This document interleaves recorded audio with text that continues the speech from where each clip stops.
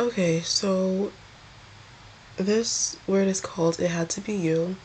And as I was kind of, writing the title of this word is actually based on a movie, but as I was, writing the title, what came to my mind, I was like, isn't there a song called It's Always Been You? Because that was kind of in my head a little bit as I was thinking about the title. So I kind of looked at the lyrics, and it is a song. It's actually a song by Phil Wickham. And I'm not going to read through the whole lyrics, but I just feel like certain parts of it are kind of relevant to this message. So, it says you saw me. So, okay, context. This song is about God. Like, this is, when he's singing, he's expressing, this is all about God. But I feel like some parts of it are kind of related to the Kingdom Spouse journey. So that's kind of the part that the context I'm going to be speaking from. So it says, you saw me first. You let me in when I was at my worst. So, if you are a stander, especially, God may have revealed your spouse to you, before God revealed it to them. So, you saw them as, the one, I guess you could say.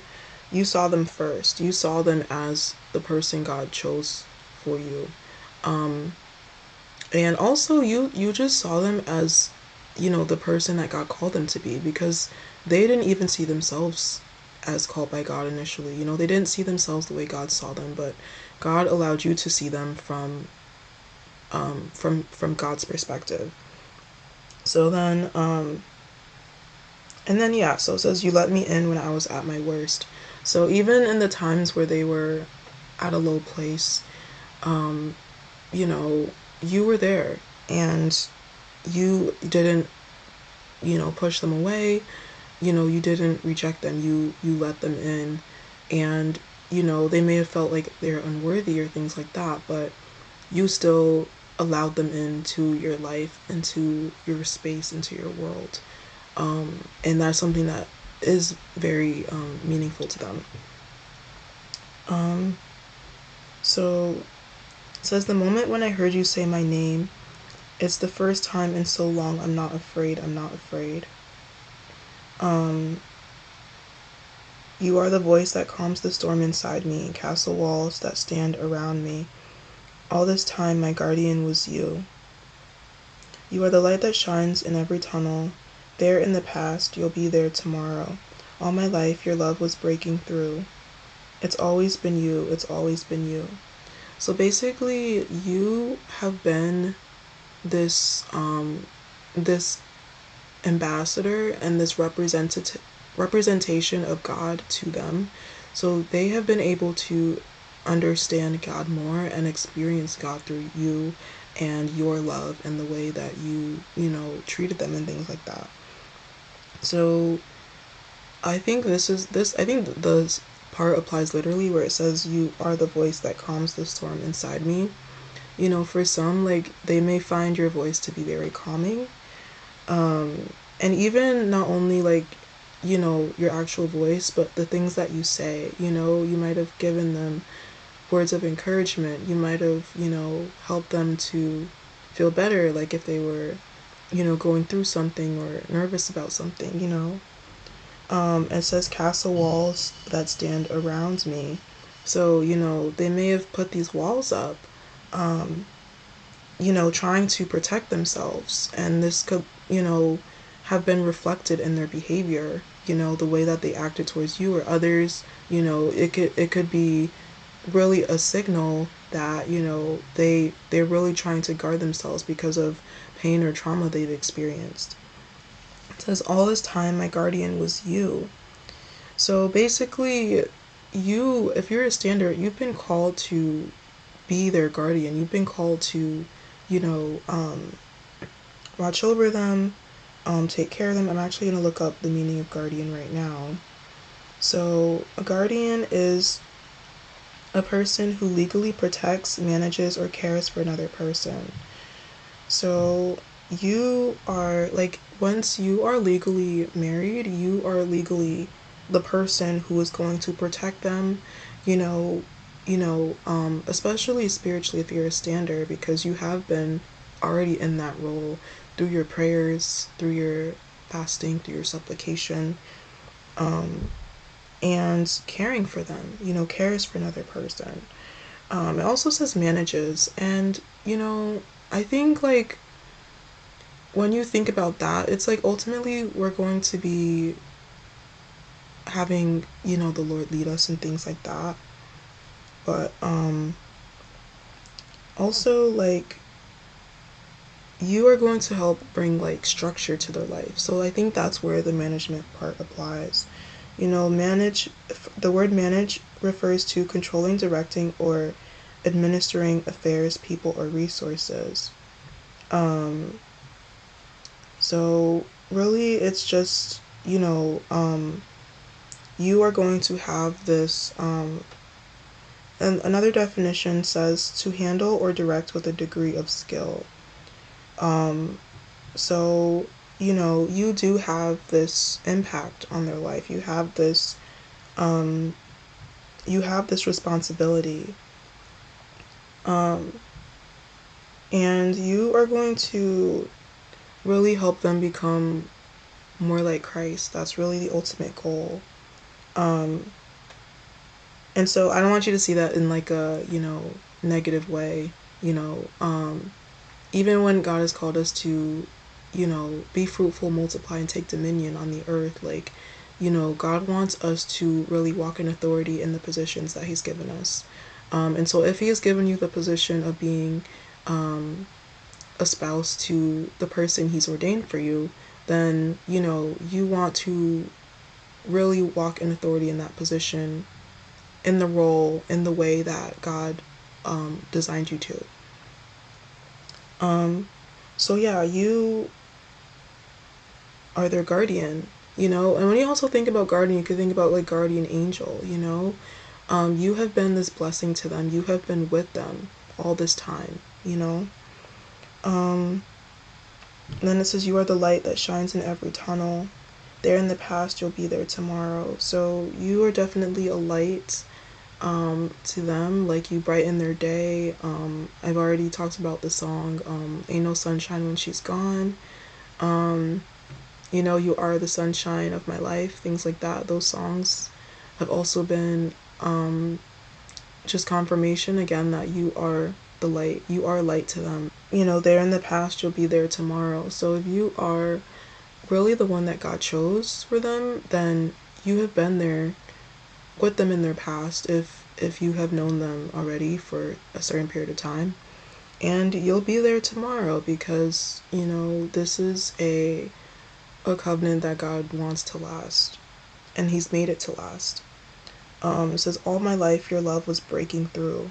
So God has really been trying to really convey His love for them their whole life. And they may not have always seen it or recognized it, and they may not have always received it, but it was there. And God also used you to let His love, break through to them. And they're at this place now where they're recognizing that.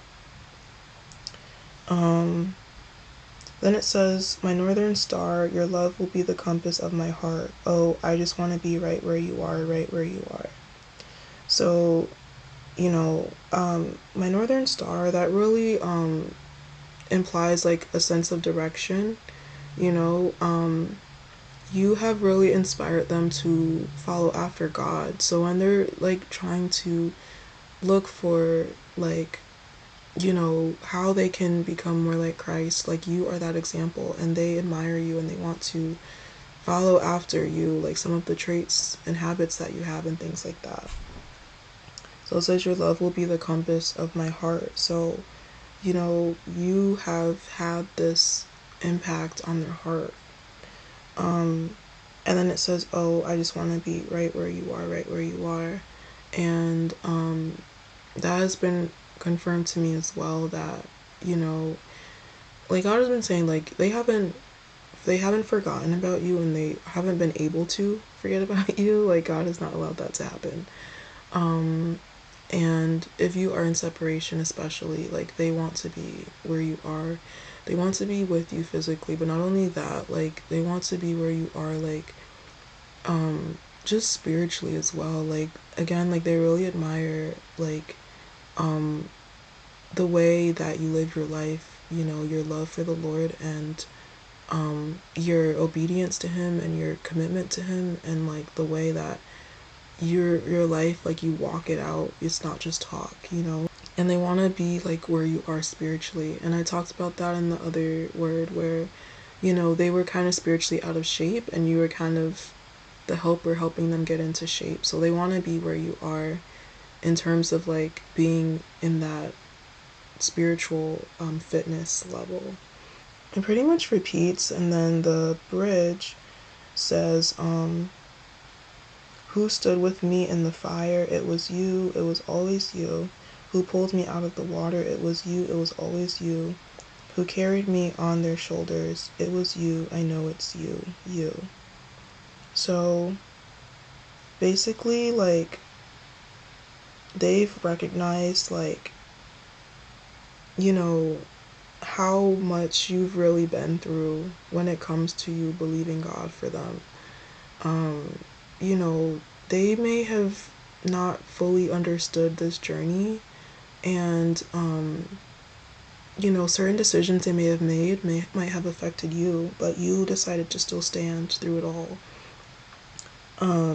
You know, you may not have physically been standing with them in the fire or physically pulling them out of the water, but that has been, you know, God has been wanting to rescue them, and God has partnered, like, you have partnered with God in this rescue mission, you know. Who carried me on their shoulders, you know. God really loves them, and he has placed this love in you for them, and they see that, and they see like how much you really went in the trenches with them, you know. But that was because of your love for them.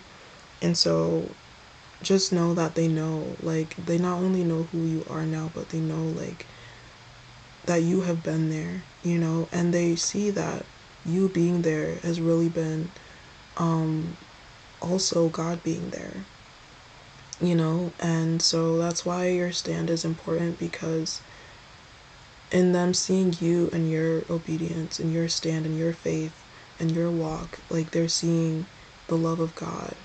And so you just want to continue to reflect the heart and character of God, because that is going to, they're going to be following that compass, and it's going to help them draw closer to God, you know, and that's going to be a blessing. So now I want to get into the movie. The movie is called It Had to Be You, and I watched this movie before, actually. And I don't remember, I might have actually recorded a word on it like a while back, because it was a while back that I watched this movie. But the Lord had me rewatch it and take notes on it. So I'm going to be sharing some of the notes, what stood out to me from the movie. And I kind of believe that this is kind of like a right now word. So for whoever this is for, if this, you know, resonates with you, you know, definitely, you know, pray about it, and yeah, just receive this word, and if there's anything that God wants to reveal to you.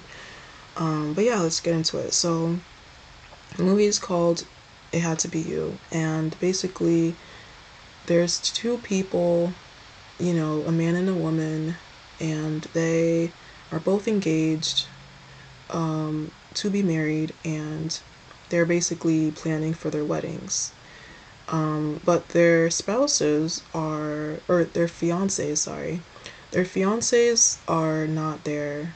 They are like out doing other things, and the basically the ones that aren't there with them are the ones that are the counterfeits. And so they're kind of the ones that are planning, or like basically they have to go to New York, and they're trying to set up a registry. and, you know, book like bands and things like that. They're basically just doing all those things, like all the logistical things, and they're